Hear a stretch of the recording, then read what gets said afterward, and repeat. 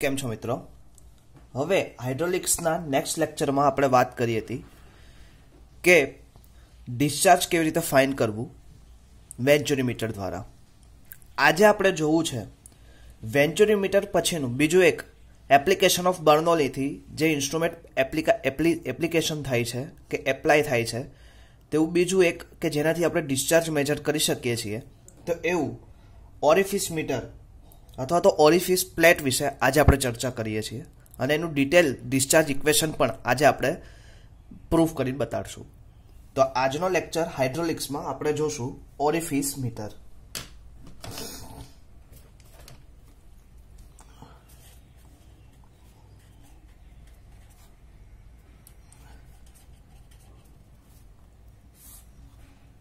સૌથી પહેલા આપણા માઇન્ડમાં ક્વેશ્ચન થાય કે ઓરિફિસ છે શું? તો પહેલા orifice is device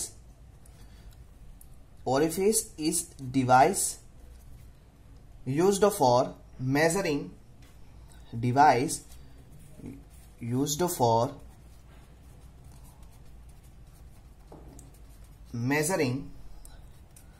the rate of flow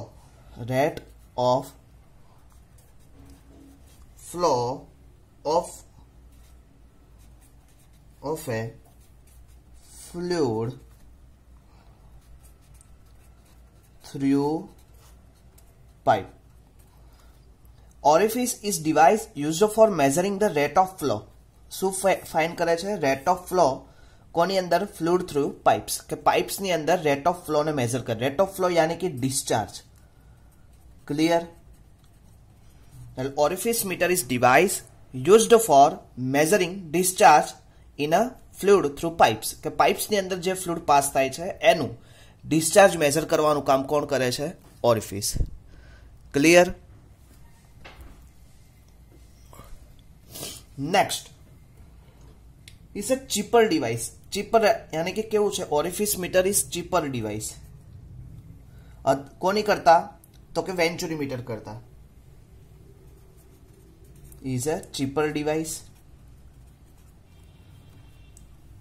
બાકી પ્રિન્સિપાલ કે તમને કઈક આ ઓરિફિસ મીટર તમે યુઝ કરો છો એનો પ્રિન્સિપાલ શું? તો કે is also work on same principle that venturi meter. Also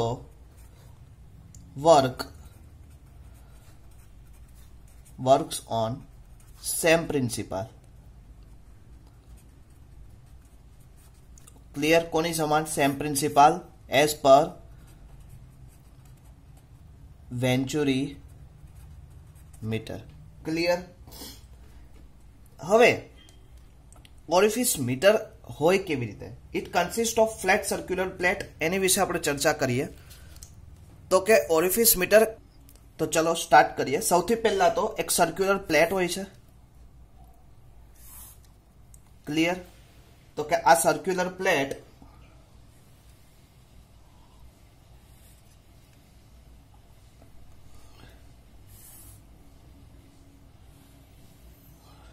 okay, તો કે એક સર્ક્યુલર પ્લેટ થઈ ગઈ આપણી. હવે આ સર્ક્યુલર પ્લેટની વચ્ચે બે વર્ટિકલ પ્લેટને જોડેલી હોય છે.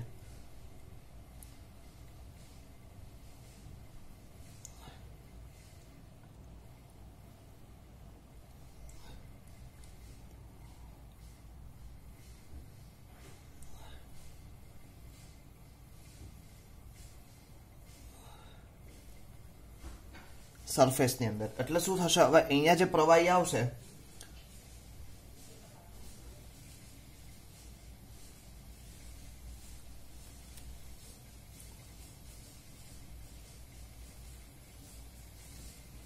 ક્લિયર?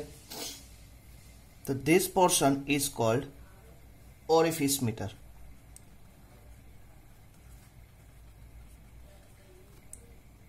ક્લિયર?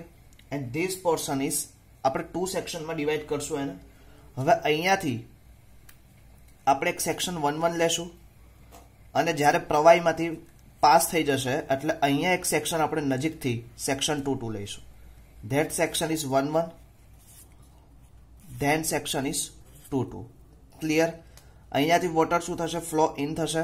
ડિસ્ચાર્જ અને અહીંયાથી શું છે ડિસ્ચાર્જ, પણ આપણે ક્યાં ડિસ્ચાર્જ મેજર કરવું છે એટલે 2 સેક્શન ઉપર. ક્લિયર. હવે એની બેની વચ્ચે હું યુટ્યુબ મેનોમીટર પ્રોવાઈડ કરી દઉં.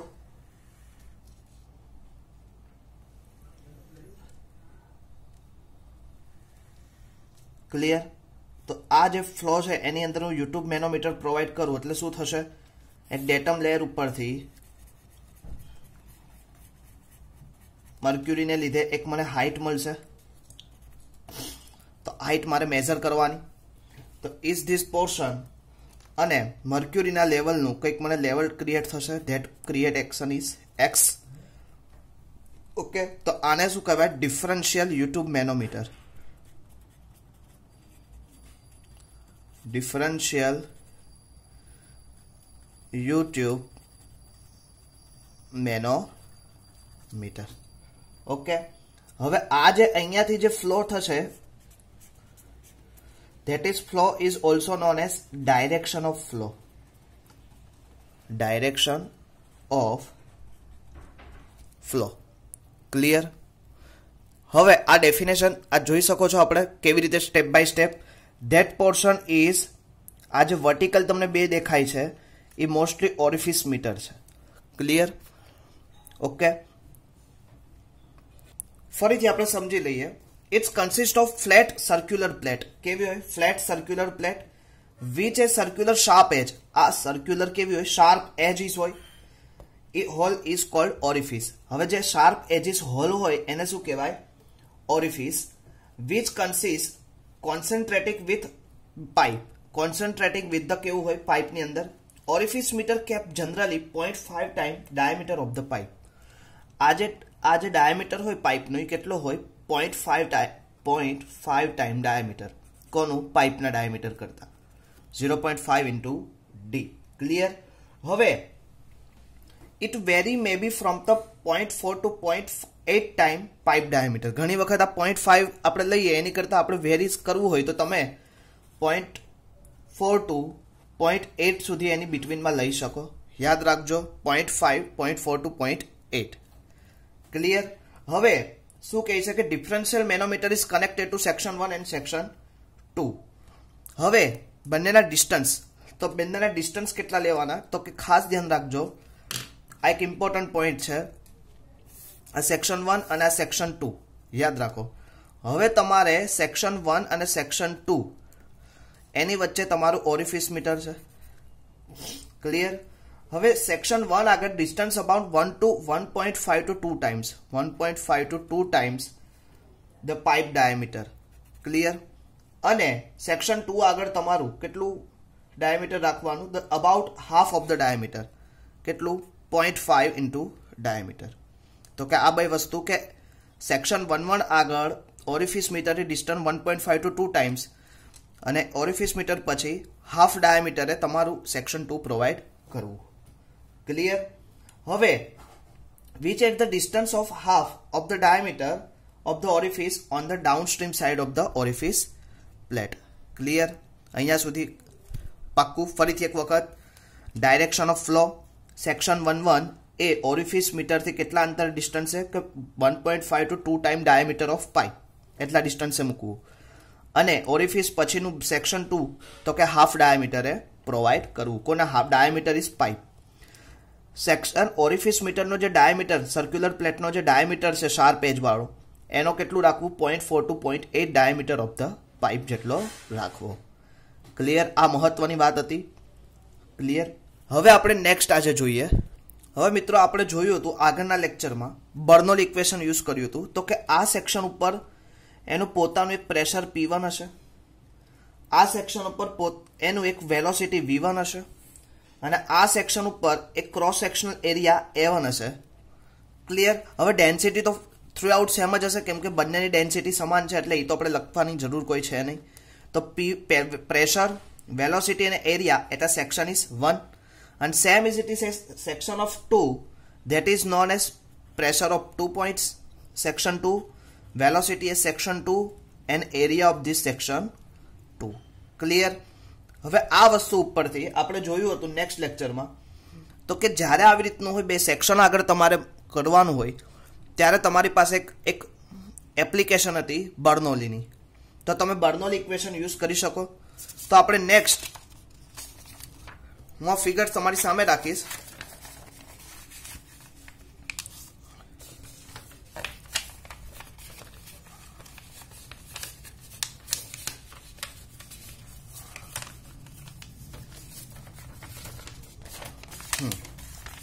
તો આપણે બર્નોલી ઇક્વેશન આપણી પાસે શું છે તો એ લખી દઈએ એક વખત.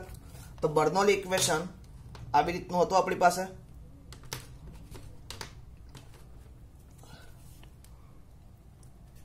P1 upon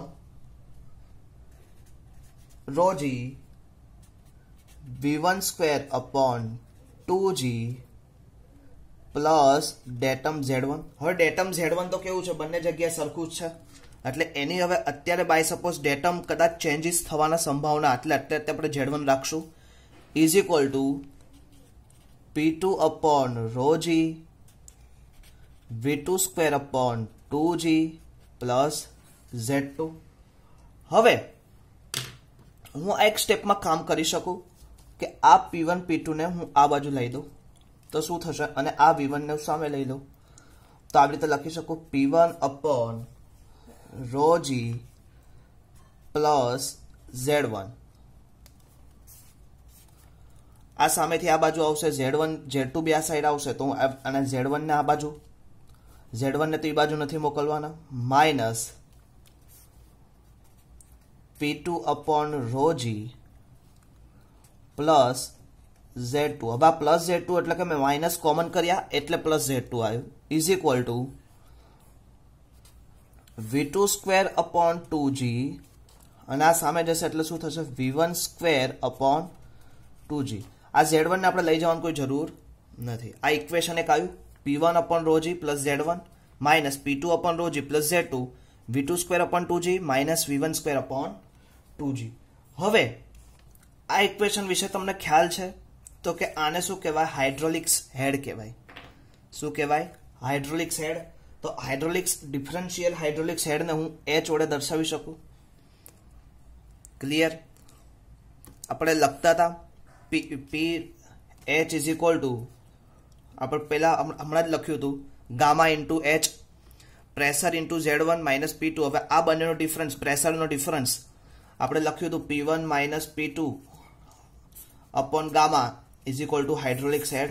તો હવે જો આ ઇક્વેશન થઈ ગયું P1, હવે રોજીનું ડિફિનેશન P1 એટલે આ P1 માઇનસ P2, ડેલ્ટા તો સેમ જ છે એટલે એ તો આપણે લખીએ છીએ તો બી ચાલશે, કદાચ ચેન્જીસ થાય છે તો એની રીતે ફરક પડે છે.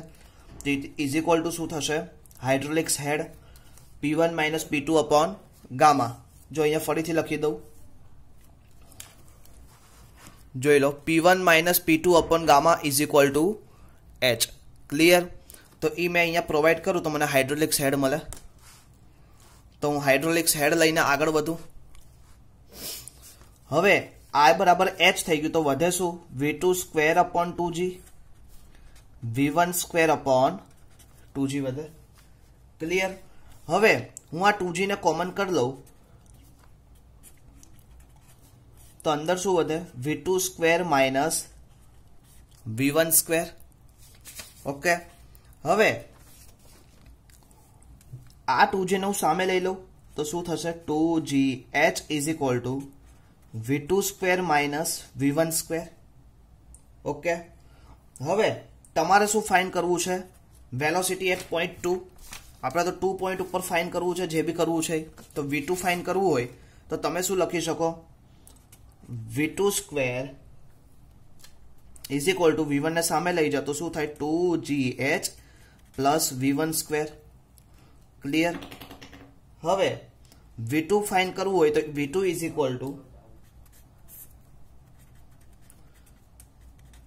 V1 સ્ક્વેર લખી શકો. તો that is equation is 1 equation. Okay, હવે આપણે ફિગરમાં આવીએ. હવે ફિગરમાં ધેટ પોર્શન ઇઝ વેના કોન્ટ્રાક્ટા પોઈન્ટ. વેના કોન્ટ્રાક્ટા વિશે આપણે ડિટેલ ચર્ચા આના પછીના ચેપ્ટરમાં કરશું. અત્યારે બાય સપોઝ સમજી લો કે જ્યારે બી કોઈ ફ્લુઇડ ડિસ્ચાર્જ થઈને બહાર આવે છે એના તુરંત એક વર્ટિકલ મેમ્બર હોય, વર્ટિકલ એક ઇમેજનરી લાઇન જોડે એ 90 એંગલ ક્રિએટ કરે છે. આ જે વર્ટિકલ લાઈન છે એ લાઈનને શું કહેવાય? વેના કોન્ટ્રાક્ટા પોઈન્ટ કહેવાય. અત્યારે આ જે સેક્શન છે અહીંયાથી જે ફ્લો પાસ થશે એ પ્રોપર શું કરશે? 90 ડિગ્રી કોર્નર બનાવશે કોની જોડે? સેક્શન 2 આગળ. That point is called vena contracta. એટલે કે now at section 2 is at vena contracta and A2 represent area of vena contracta. એટલે કે એ જે A2 is area of vena contracta if A0 is the area of orifice. A0 શું છે? Area of orifice, ઓરિફિસનો area. તો તમે આવી રીતે લખી શકો CC ઇઝ ઇક્વલ ટુ, હું તમને ડિટેલમાં ચર્ચા નેક્સ્ટ લેક્ચરમાં કરાવીશ. CC is equal to area of vena contracta upon area of orifice. Okay, હવે હું આવી રીતે કહી શકું A2 is equal to coefficient of contraction into A0. આને કોફિશિયન્ટ ઓફ કોન્ટ્રાક્શન કહેવાય. 3 કોફિશિયન્ટ આવે: coefficient of velocity, coefficient of pressure અને કોફિશિયન્ટ ઓફ ડિસ્ચાર્જ. 3 આવે: કોફિશિયન્ટ વેલોસિટી, ડિસ્ચાર્જ અને વેના કોન્ટ્રાક્ટા.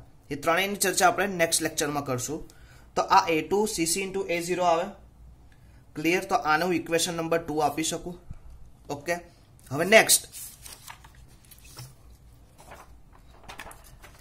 આ ઇક્વેશન આયા પછી તમને બધાને એક ઇક્વેશન ખાસ યાદ હતું, continuity equation as per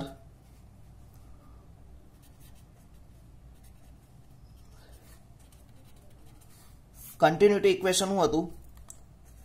A1V1 is equal two A2V2. હવે તમારે અહીંયા શું ફાઇન કરવું છે? V1 ને કરતા બનાવો છે, કેમ કે તમારે ઓલરેડી V2 ફાઇન કરવું છે. તો V1 ને કરતા બનાવો તો શું થાય? A2V2 upon A1. હવે ઓલરેડી તમે A2 બરાબર શું લીધું છે? CC into A0.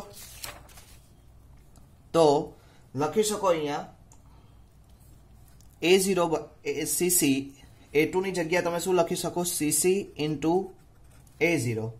અને V2 તમે કઈ લીધેલું છે? તો કે હા સર, V2 અમે લીધેલું છે √2GH V1 square.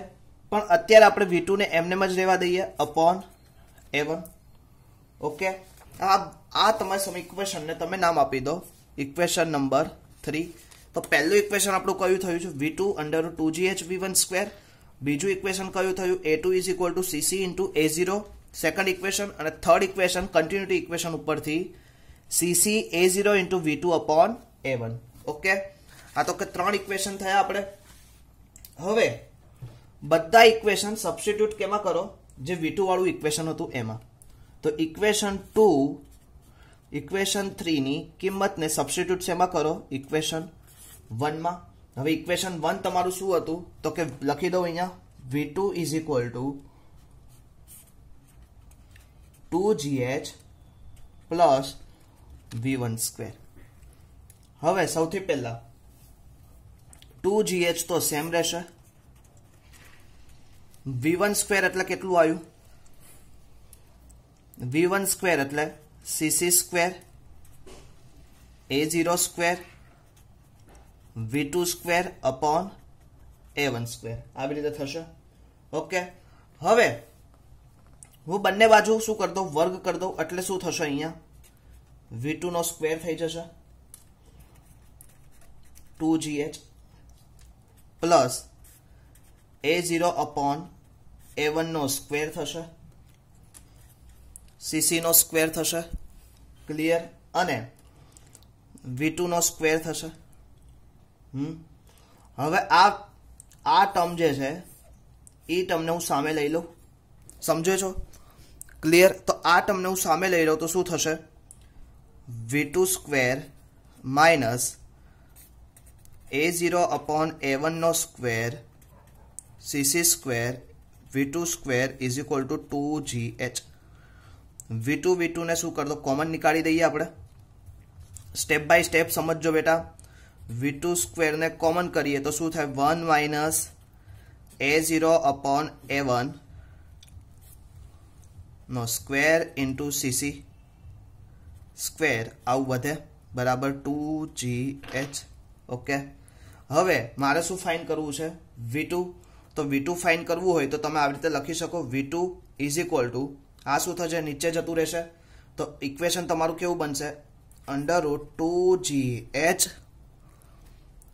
divided by under root 1 minus a0 upon a1 નો સ્ક્વેર upon cc સ્ક્વેર થશે. હવે h v2 તમને મળી ગયું અંડર રૂટ 2gh. હવે તમને બધાને ખબર v2 તમને પ્રોવાઈડ થઈ ગયું, તો કે જે તમારે જોતું હતું v2 તમારે ફાઇન્ડ કરવું હતું, v2 તમે ફાઇન્ડ કરી દીધું. ઓકે, v2 તમારું ફાઇન્ડ થઈ ગયું. પણ હવે એઝ પર ડિસ્ચાર્જનું ઇક્વેશન એવું હતું, યાદ રાખજો, q is equal to a2 into v2, કેમ કે આપણે તો 2 પોઈન્ટ ઉપર ડિસ્ચાર્જ ફાઇન્ડ કરવું છે. હવે એ v2 બરાબર તમે કંઈક લીધેલું હતું સમીકરણ 2 માં, જો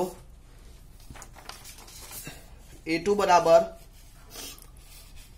v2 બરાબર કઈ લીધું under 2gh plus v1 square. Clear? અને a2 બરાબર શું હતું આપણું? cc into a0. તો અહીંયા લખી દઉં cc ઇન્ટુ a0. અને v2 તમે હમણાં જ ફાઇન્ડ કર્યું. શું કર્યું? તો કે તમે લખો અહીંયા, હમણાં જ તમે મેઝર કર્યું તો કેટલું આવ્યું? Under root 2gh under root 1 minus a0 upon a1 નો સ્ક્વેર ઇન્ટુ cc સ્ક્વેર. તો આવી રીતે લખી શકો, under root 2gh upon under root 1 minus a0 upon a1 નો સ્ક્વેર ઇન્ટુ cc સ્ક્વેર. તો આ ઇક્વેશનને તમે કહી શકો, જે ઓલું આગળનું ઇક્વેશન હતું કેટલા 3 હતા. હવે આ ઇક્વેશન v2 નું તો તમે સિમ્પ્લિફાય કર્યું, ખાલી સિમ્પ્લિફાય કરીને under root 2gh 1 minus a0 upon a1 નો સ્ક્વેર cc સ્ક્વેર કર્યું. એ મેં પુટઅપ કર્યું અહીંયા. a2 બરાબર તમે લોકોએ શું લીધું હતું ઇક્વેશન નંબર 1 પ્રમાણે? a2 બરાબર cc ઇન્ટુ a0. મેં અહીંયા પુટઅપ કરી દીધું cc into a0 under root 2gh 1 minus a0 upon a1 નો square into cc square. Clear? અહીંયા સુધી આપણને ખ્યાલ આવી ગયો. હવે એક ઇક્વેશન છે કે જે તમારે નેક્સ્ટ લેક્ચરમાં ડિટેલથી ભણવાનું છે, કોફિશિયન્ટ ઓફ ડિસ્ચાર્જ. હવે કોફિશિયન્ટ ઓફ ડિસ્ચાર્જ એનું ઇક્વેશન આવું છે કે cc is equal to discharge theoretically upon discharge actual. એનું ઇક્વેશન મેં અહીંયા પ્રૂવ કરવાનું છે, પણ એ નેક્સ્ટ લેક્ચરમાં. અત્યારે હું ડાયરેક્ટલી લખી દઉં છું. તો કે 1 minus a0 upon a1 square divided by 1 minus a0 upon a1 નો square into cc square. Okay, same. હવે હું એવું કરું, મારે તો cc ફાઇન્ડ કરવું હોય તો શું થશે?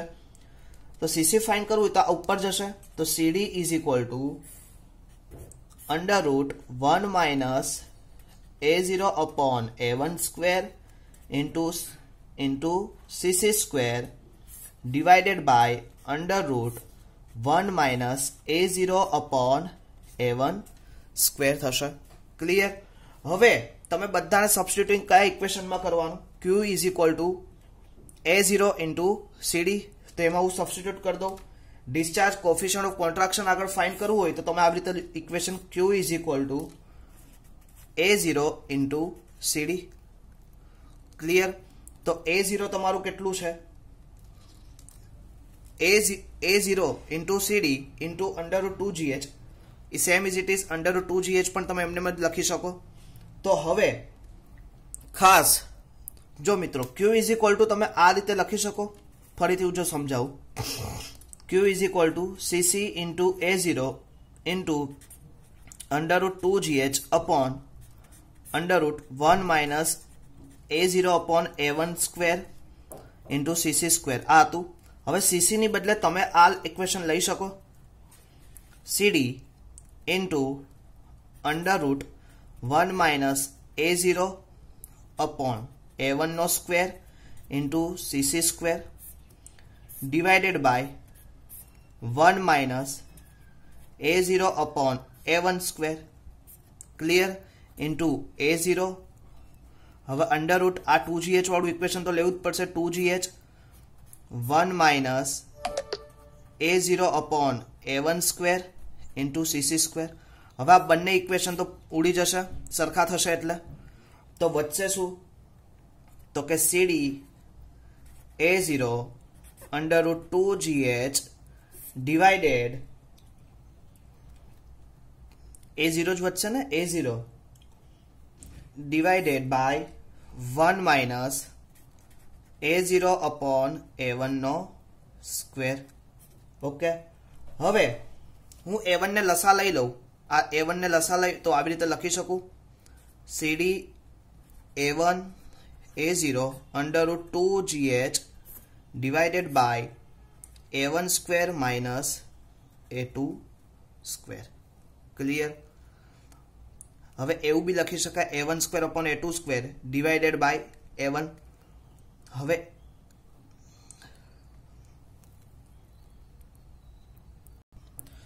ફરીથી એક વખત હું દેખાડી દઉં. Q ઇઝ ઇક્વલ ટુ આપણી પાસે ઇક્વેશન હતો Q ઇઝ ઇક્વલ ટુ શું આવ્યું સીડી. આપણે નેક્સ્ટ ઇક્વેશન જે પ્રૂવ કર્યું હતું અહીંયા એ ફરીથી તમને સમજાવી દઉં. સીડી A0 √2GH upon √1 minus A0 upon A1 નો સ્ક્વેર. ઓકે, હવે હું આને શું કરું લસા લઈ લઉં તો શું થશે C D A0 A1 √2GH divided by A1 square minus A0 square. આપણી પાસે Q ડિસ્ચાર્જ મળશે એટ સેક્શન 2 આગળ. ક્લિયર? તો that portion is called principal and equation of discharge for orifice meter. અને ઓરિફિસ મીટર વિશે આપણે ડિટેલ ચર્ચા આના પછીના ચેપ્ટરમાં વધારે કરશું. ક્લિયર? ફરીથી એક વખત આપણે રિવિઝન કરી લઈએ કેવી રીતે આખું સ્ટેપ થયું છે.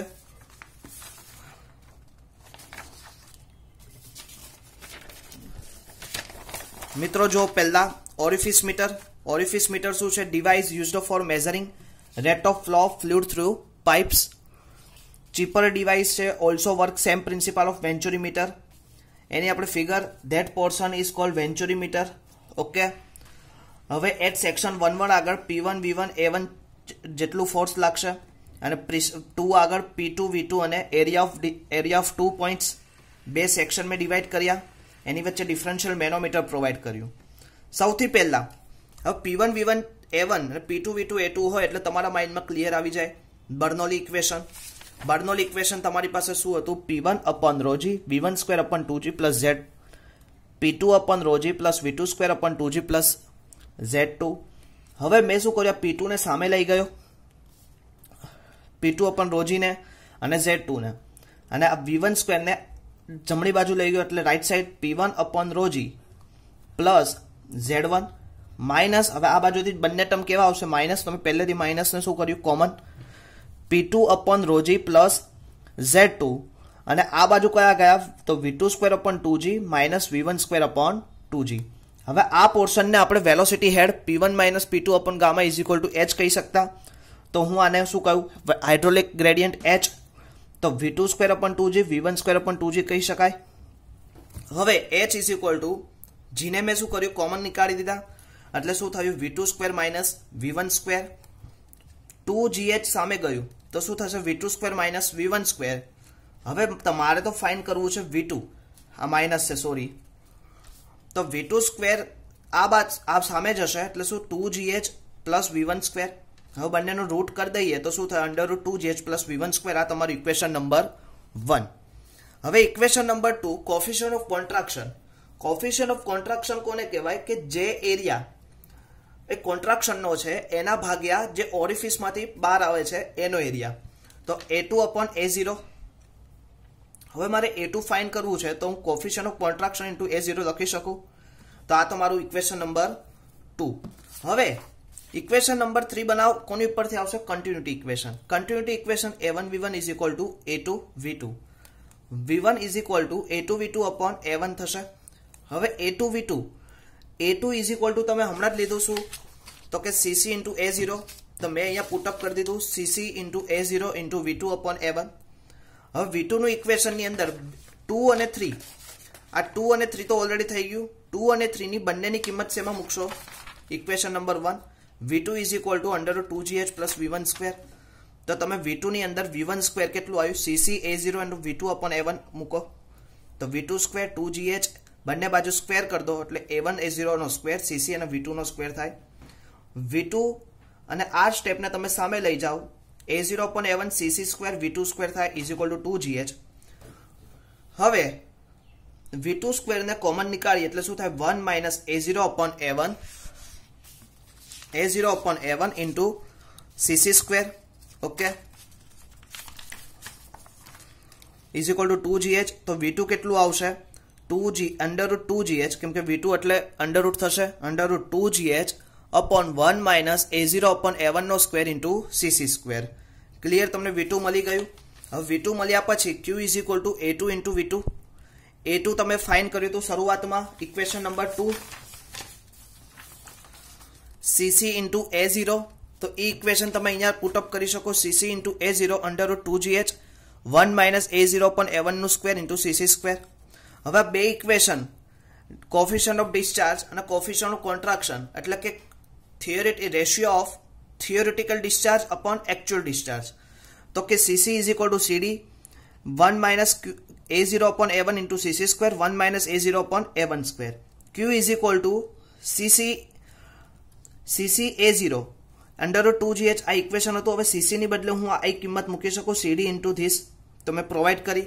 તો એમાં શું થયું આ અને આ ઉડી જશે કેન્સલ આઉટ થશે એટલે વચ્ચે શું CD A0 under root 2GH 1 minus A0 upon A1 square. મેં ફરીથી અહીંયા લખ્યું. હવે અહીંયા હું A1 ને શું કરું એલસીએમ લઉં તો શું થાય Q CD A0 A1 under root 2GH A1 square minus A2 square A0 square. તો મિત્રો ખાસ આજે આપણે ઓરિફિસ મીટર અને એના ઇક્વેશનને ડિસ્ચાર્જ ઇક્વેશનને આપણે પ્રોપરલી ડિરાઈવ કર્યું. તો હવે બીજા લેક્ચરમાં આવશું ત્યારે આપણે એના એક્ઝામ્પલ સોલ્વ કરશું.